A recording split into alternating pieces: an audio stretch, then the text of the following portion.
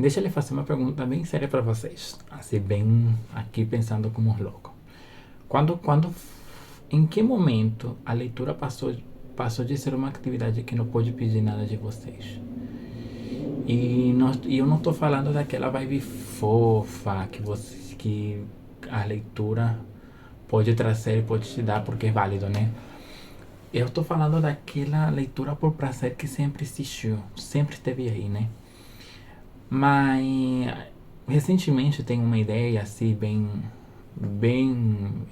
fixa dentro dos leitores, é de que um livro tem que te conduzir facilmente, de que a leitura tem que ser rápida, de que você tem que entender logo nas primeiras páginas qual é a ideia que o escritor está querendo te passar do livro, né?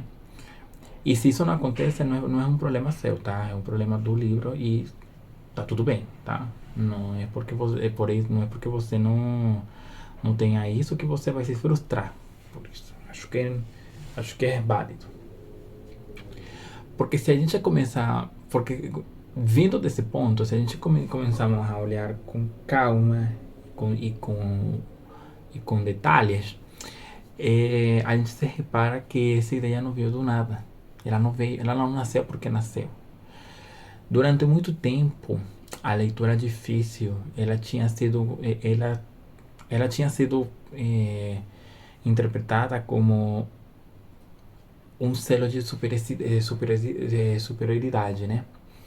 É como que se você entende leitura rápida, você é um erudito, tudo isso, né?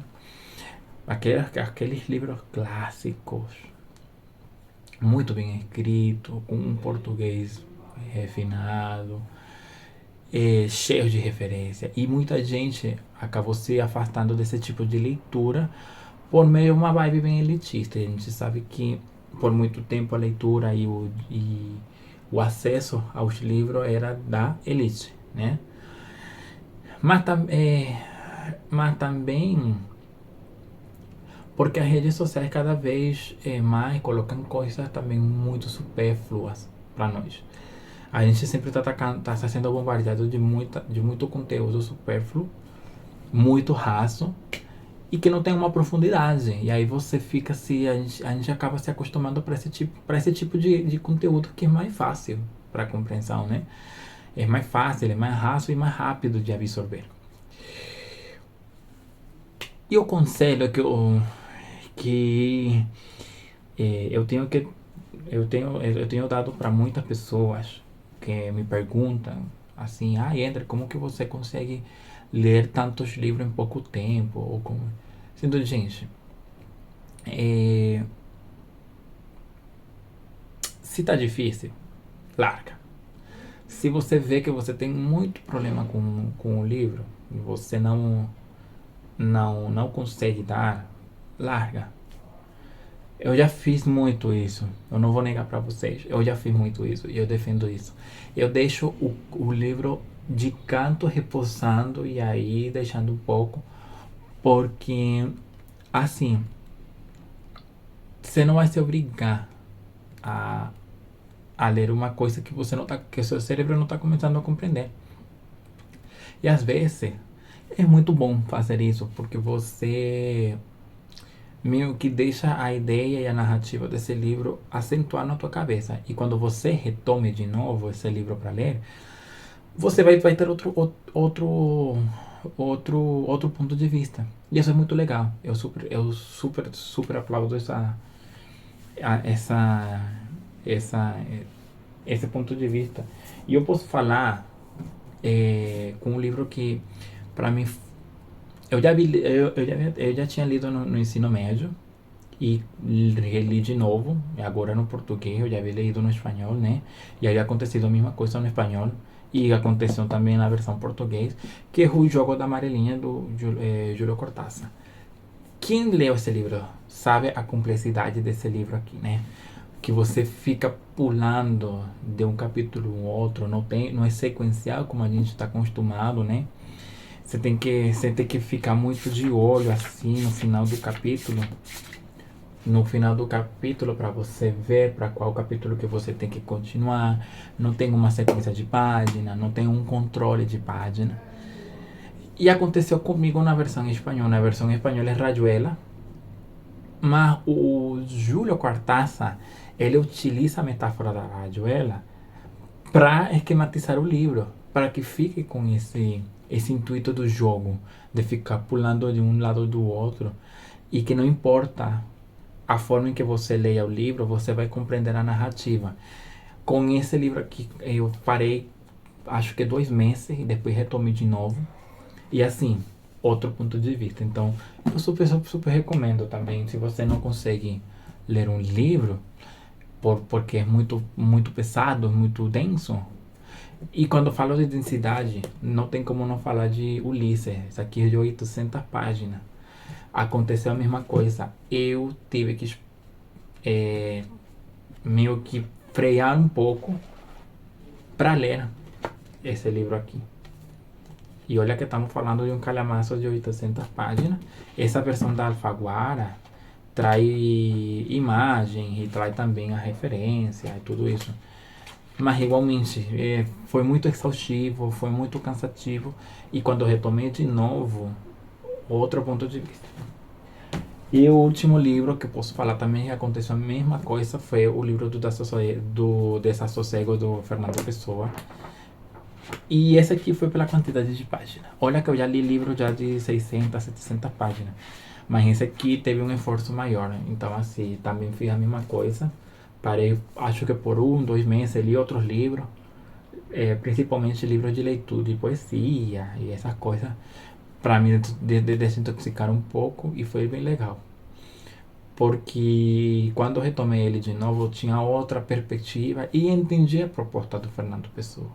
Esse livro aqui é um compilado com o alter ego deles. Então, assim, é bem legalzinho também. Então, assim, não tem nenhuma problemática, isso é super apoio. Porém, enquanto e todavia, é importante pensar o porquê ela não está fluindo e o que está incomodando essa leitura. E essa ideia de abandonar um livro difícil, ela até parecia razoável se a gente não refletisse no que está embutido nisso. Que é a ideia de que a leitura não deveria exigir tanto da gente, de que deveria ser algo por prazer, né? E é que aí é que tem um problema, a problemática de colocar que a leitura por prazer não pode ser uma leitura difícil também. Como que se fosse totalmente não correlacionada uma com a outra. Para quem lê, sabe que isso é muito real. Que tem texto que não importa quantas páginas você leia, ele não vai ficar mais fácil do que isso. Ele não vai abrir portas do brilhantismo e que aquela leitura vai fluir rapidamente depois. Tem livros que da primeira à última página eles são difíceis. E eu posso colocar como exemplo desse aí as meninas da Lídia Fagundes Teles. Se você não prestar atenção no mínimo detalhe que a narrativa te apresenta, você se perde. E olha que estamos falando de um livro de 350 páginas. Tem narrativa curta também, que se você não prestar atenção, você não entende nada do que o autor ou a autora está querendo falar. Outro caso que eu posso falar também, e posso simplificar isso, é A Vegetariana da Han Kang. Você tem que prestar muita atenção, ler com calma, porque senão você se perde. E depois você chega no final, você não entende a mensagem do livro, você não entende nada do que aconteceu com a protagonista, e aí depois você começa a estar falando mal do livro, que não entendi, que não sei o que lá. Não é isso, senão é que tem que prestar muita atenção, gente, em isso. Tem livros que os primeiros 50% são terríveis, são difíceis, e aí até que você se acostuma com aquela narrativa e depois vai fluindo tranquilamente. E é isso que faz parte. Tem leitura que só começa a funcionar se você muda o modo de como você está lendo, a sua leitura. E Aqui eu vou fazer um paralelo, um pouco um paralelo, quando você começar a academia. Você vê que nos primeiros dias é uma tortura, é uma dor no corpo horrorosa. Mas você depois, quando se acostuma, quando seu corpo entra no ritmo da máquina, a dor desaparece, a dor muda completamente. E igualmente quando você começa com uma pesagem e aí você muda para outra, e aí o seu corpo se acostuma mais rápido, porque você muda seu modo de, de acostumar e de treinar. Não sei se deu para entender um pouco. Aí, e o que eu quero trazer com isso é que você tem que se adequar para aquele tipo de material que você está lendo. Porque eu sempre defendo que a leitura é plural e tá tudo bem se você quer parar um livro, um calhamaço, porque não está conseguindo entender. Ou um livro pequeno também, porque a narrativa é muito complexa.